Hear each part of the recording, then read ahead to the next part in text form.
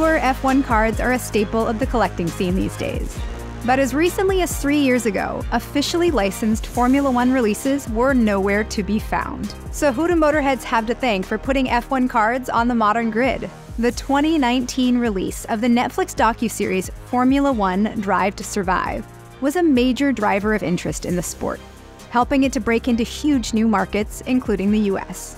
As interest in the on-track product accelerated, so too did the hunger for F1 cards. But it wasn't the first time collectors had turned to the track.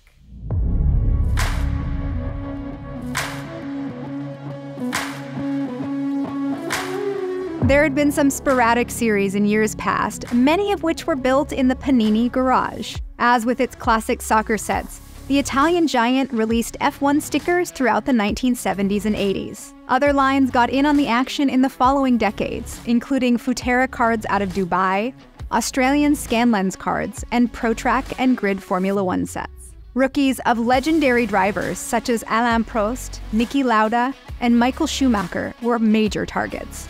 But one man overshadowed them all. Ayrton Senna remains one of the most beloved racers of all time, and fans have been tracking down his cards for more than 35 years. His 1984 Scratch and Play is his most iconic, though his 1986 Panini Supersport and 1987 A Question of Sport issues also garner plenty of interest.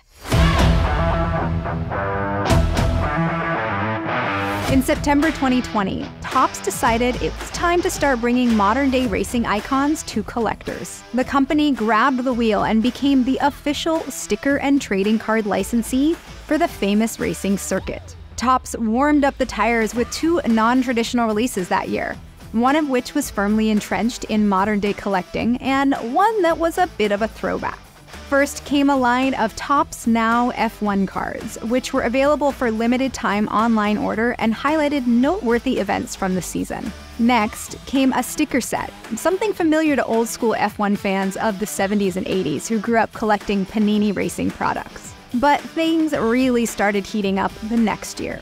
The February 2021 release of Topps Dynasty F1 gave collectors a chance to get a piece of the racing action, quite literally. Every card had an autograph and/or relic of the driving gear or equipment, such as gloves and suit patches and zippers, with each card limited to 10 copies at most.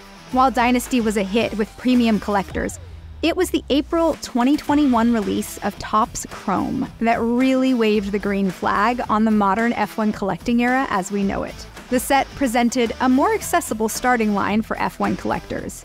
It featured the first officially licensed cards of modern-day racing stars such as Lewis Hamilton, Max Verstappen, Charles Leclerc, Sergio Perez, Carlos Sainz, Lando Norris, and George Russell.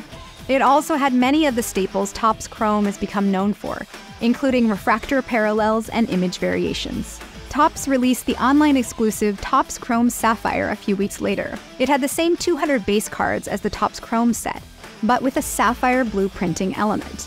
It's perhaps best known for its coveted one-of-one Padparacha parallels. After decades without consistent releases, Topps continues to produce Formula One sets, releases that routinely include sales record-shattering cards.